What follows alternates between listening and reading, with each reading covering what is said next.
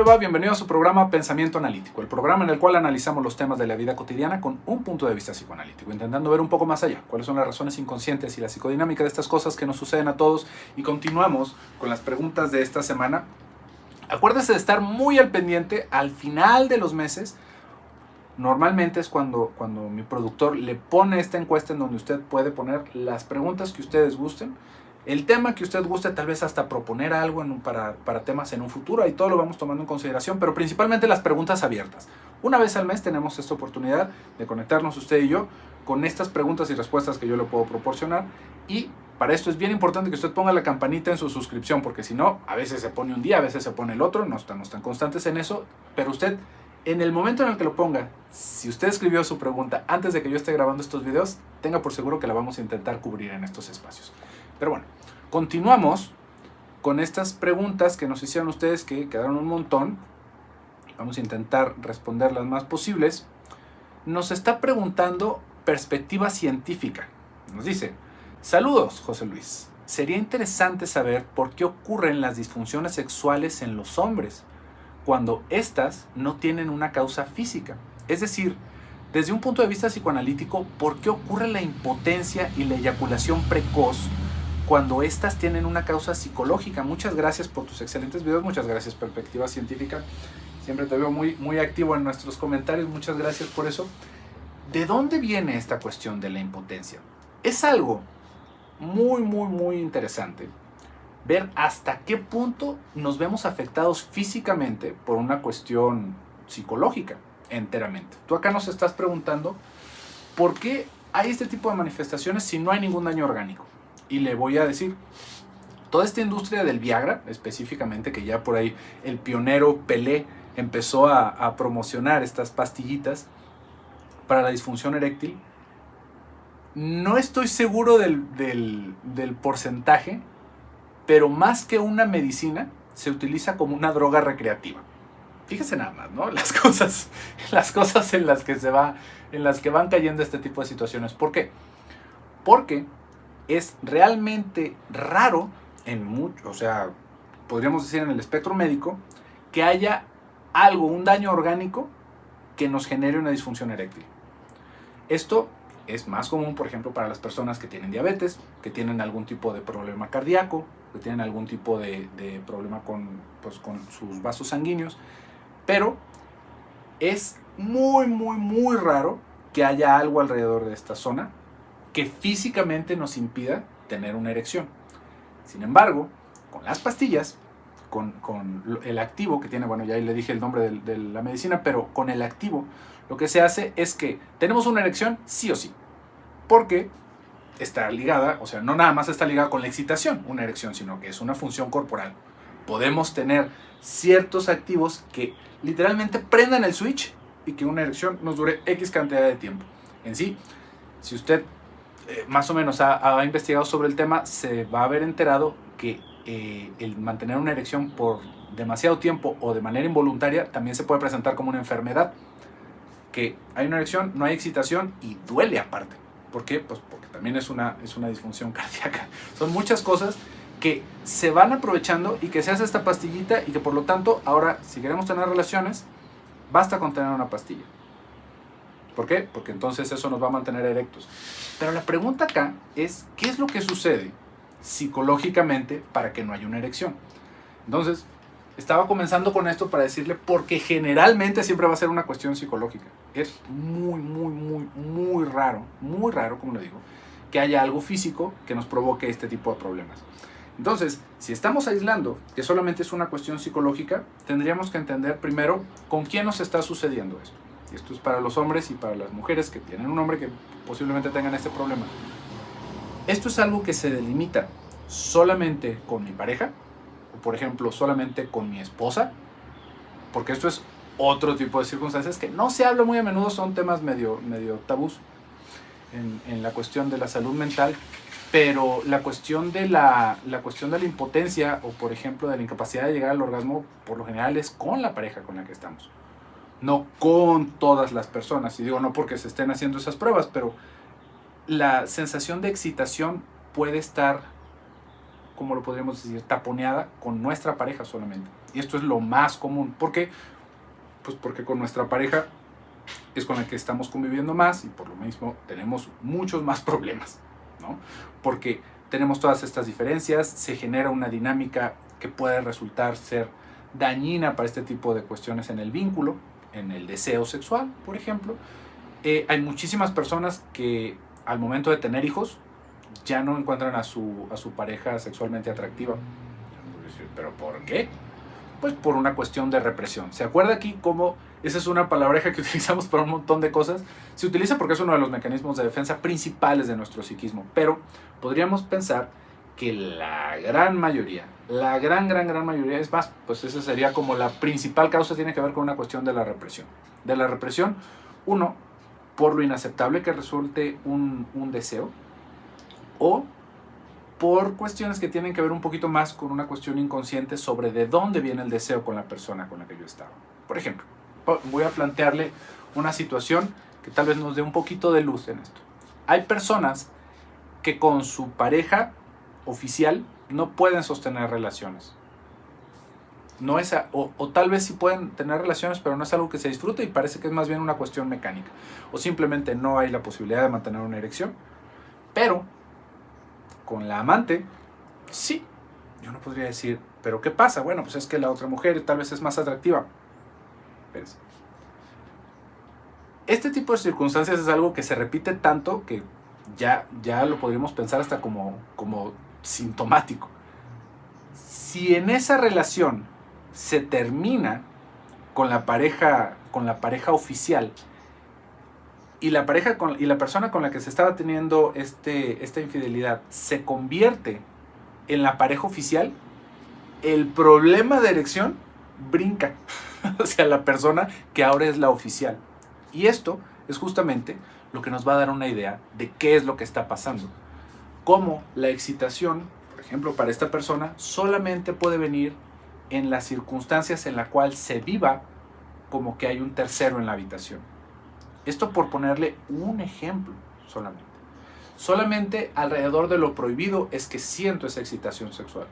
Es que, por lo tanto, siempre se está buscando tener un amante o, por ejemplo, esto mismo puede suceder en el tener una pareja estable y buscar relaciones con prostitutas. Esta es otra cosa clasiquísima en este tipo de circunstancias. Y esto es algo de lo que los hombres se enferman muchísimo. Es algo muy común. Porque, fíjese cómo en el primer caso estamos viendo una cuestión como de brincarse las trabas, ¿no? Como de brincarse las trancas y decir, claro, yo soy el chingón acá, esta es mi pareja, pero la otra la tengo solamente como una incubadora. Y de la otra manera, como le digo, con las prostitutas, fíjese cómo la cuestión sexual se acaba viviendo por estos hombres como si fuera una cosa sucia, podríamos pensarlo, como si fuera una cosa humillante. Por ahí hay un programa muy famoso, hubo un programa muy famoso que eran Los Sopranos, en donde hay una interacción con uno de los personajes y uno le pregunta al otro, ¿no? Oye, pero ¿por qué le estás poniendo los cuernos a tu mujer si es una mujer maravillosa? De cómo te quiere, de cómo te atiende, cómo te atreves a traicionarla de esa manera. Y el hombre le responde, ¿tú crees que yo le podría hacer a la santa que es mi esposa las cosas que le hago a fulanita que es mi amante? Por supuesto que no, yo a mi esposa la respeto. Yo no podría decir, ¿qué pasó ahí? ¿De dónde viene ese pensamiento? Pero lo podríamos entender como una escisión del yo. Esto es algo en donde los afectos y la sexualidad no se pueden vivir en la misma vía justamente por cómo se educó nuestro deseo en lo sexual. Cómo se acaba entendiendo que lo sexual es algo sucio.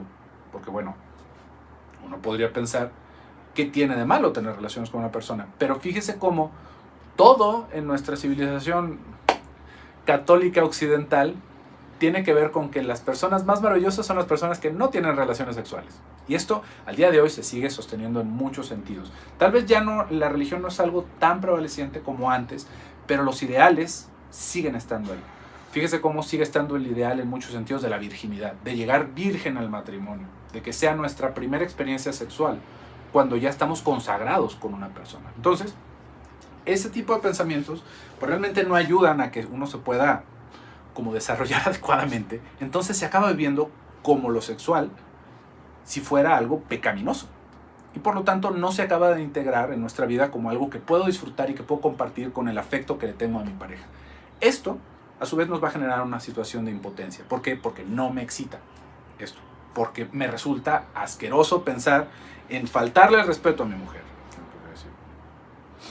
Justamente es por esto, ¿no? Y la cuestión, esto como una de las tantas posibilidades, porque realmente hay muchísimas más manifestaciones. Ahorita ya le hablaba sobre esta incapacidad de tener relaciones con la pareja, de entrada porque solamente nos resulta como atractivo o estimulante que sea algo medio prohibido, como que nos estamos brincando. Entonces, mientras somos novios, todo bien. En sí, esto lo podemos ver en personas que tal vez no lo manifiesten como una disfunción eréctil enteramente, pero que son estos clásicos Casanovas, en donde lo que se va viendo interesante es que haya variedad, que siempre sea una persona diferente, porque si es una persona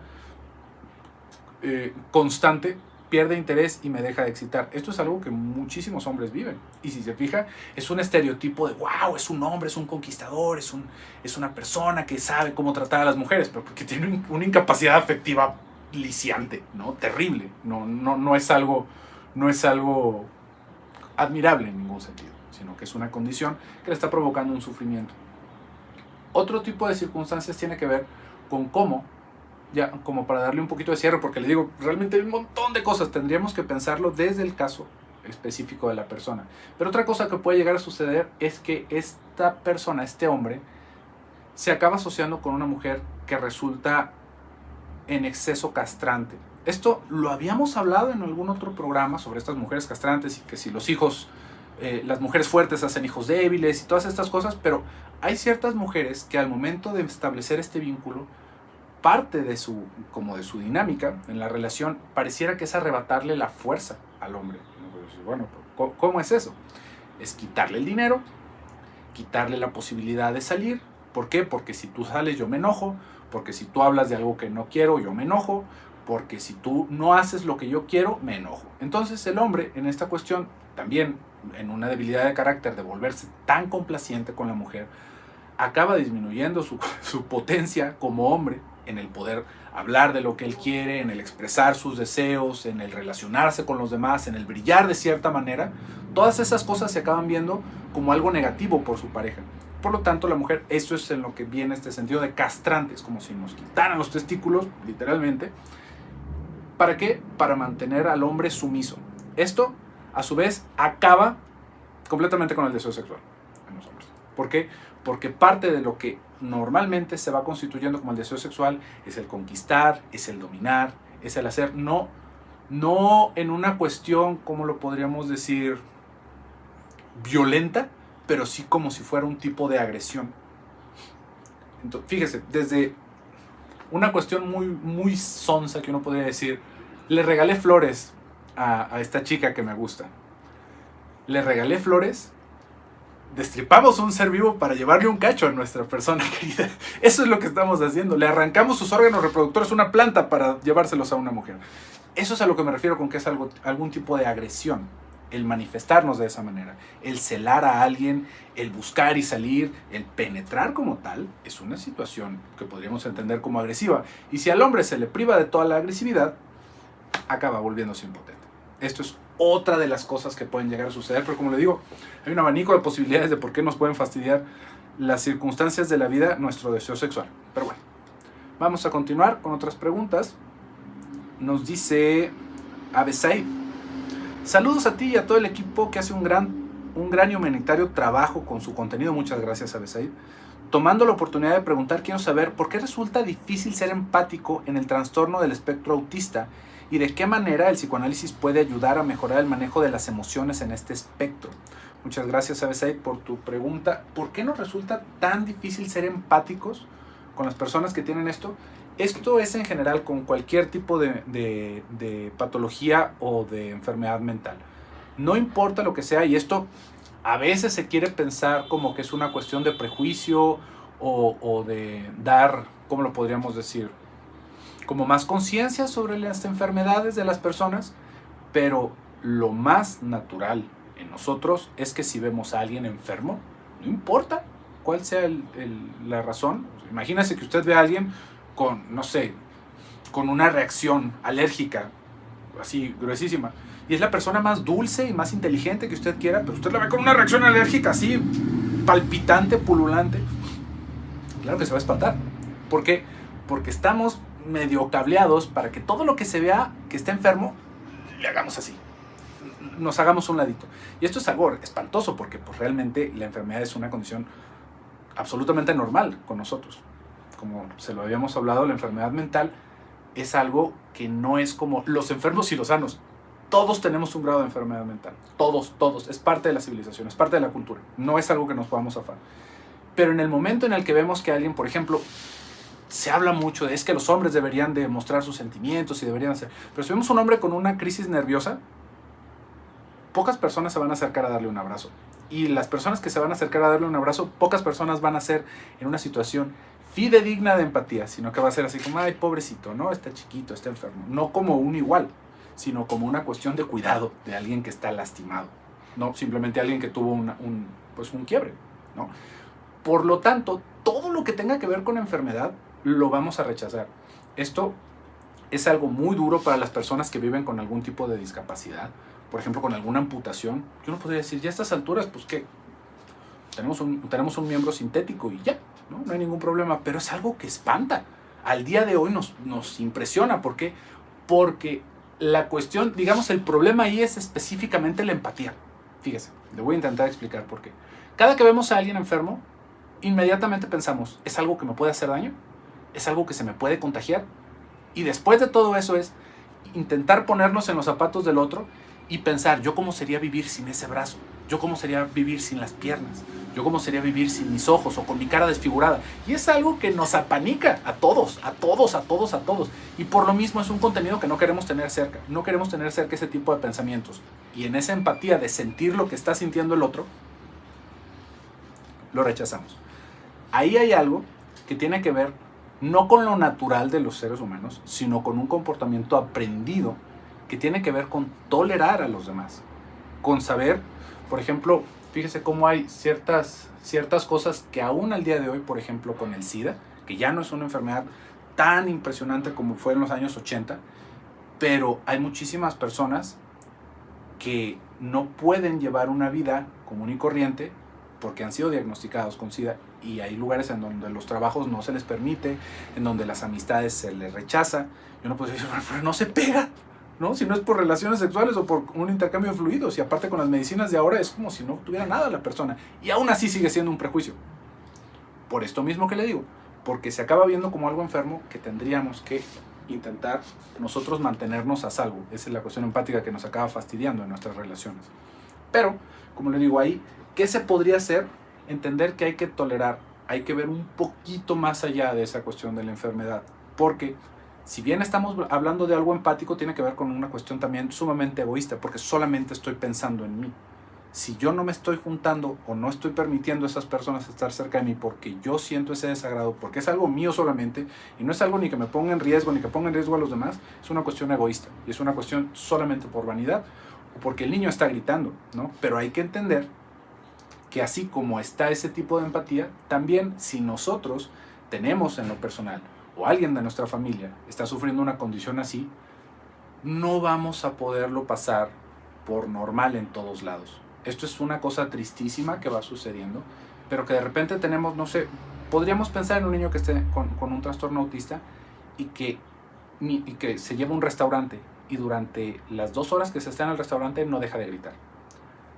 ¿Qué tendríamos que hacer ahí? Uno podría decir, bueno, no me voy a privar de la oportunidad de salir a un restaurante, todos los demás deberían de tener esa empatía, de saber que mi hijo pues, es una persona como todos nosotros. Sí, pero imagínese que no estuviera enfermo de nada y que solamente fuera una persona gritando. No lo toleraríamos, ¿verdad? ¿Por qué tendríamos que hacer que todo el mundo a mi alrededor tolere algo simplemente porque es una cuestión de enfermedad? Esto es algo que también tiene que ver con nosotros buscar un lugar. Tal vez no vamos a poder ir a comer a todos los lugares que nosotros quisiéramos. ¿Por qué? Pues porque vamos a incomodar a las personas. O que no vamos a poder ir a la hora tal vez que haya más gente, porque igual es algo bastante retador para mi hijo o para mi hija, o vaya usted a saber lo que sea. Nosotros también nos tenemos que acomodar. Esta es una cuestión que es muy difícil de hablar porque ¿cómo lo podríamos decir? Idílicamente diríamos, no, es que todos deberíamos de ser súper incluyentes y eso no debería de ser un problema y todos deberíamos de aceptar, pero no va a pasar así. Hay que entender que principalmente lo que estaríamos buscando ahí es la comodidad de esta criatura. O tal vez somos nosotros. Y bajo mi comodidad, ¿qué es lo que yo voy a poder disfrutar más? Definitivamente que si estoy en un restaurante o si mi hijo está en un restaurante y está gritando durante 2 horas, no le está pasando bien. Entonces tal vez soy yo el que está queriendo imponer la condición de mi hijo a los demás. Es intentar ver un poquito también hacia nosotros. Más que pensar cómo podríamos hacer para que los demás entiendan, es cómo puedo yo también acomodarme al mundo. Porque el mundo no se va a acomodar a mí. No se va a acomodar, no se va a poder. Pero bueno, vamos a ver qué otras preguntas tenemos. Nos pregunta Juana Karenina. Como persona cuidadora, ¿cómo se puede tolerar la actitud de una persona enferma que no quiere cuidarse sabiendo que va a morir de lo que padece? ¿Se puede intervenir o es mejor ponerse a salvo uno mismo primero? Juana Karenina, no entiendo muy bien cuál sea tu posición ahí, porque nos dices como persona cuidadora. Digo, si eres un enfermero, si eres un médico, por favor, hasta el último momento proporcionale la atención, porque pues es parte del compromiso que hiciste con tu profesión. Y si solamente es una persona que tal vez está a nuestro cuidado, como nuestros familiares, ahí hay que entender que si nosotros estamos para cuidar al otro, y el otro se está descuidando, está haciendo todas esas cosas, nosotros tendríamos que hacer todo lo posible para mantener el cuidado y el bienestar de esa persona, porque para eso estamos ahí. Pensémoslo como si fuera un bebé. A ningún bebé le gusta tomar medicina.